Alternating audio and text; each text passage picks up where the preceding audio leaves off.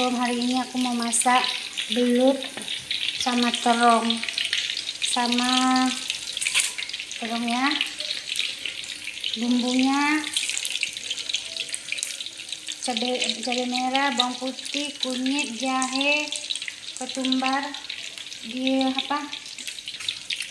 asam cuka supaya belutnya nggak amis. Direndam belutnya supaya nggak amis, baru digoreng. Setelah semuanya selesai, digoreng semuanya, diaduk-aduk.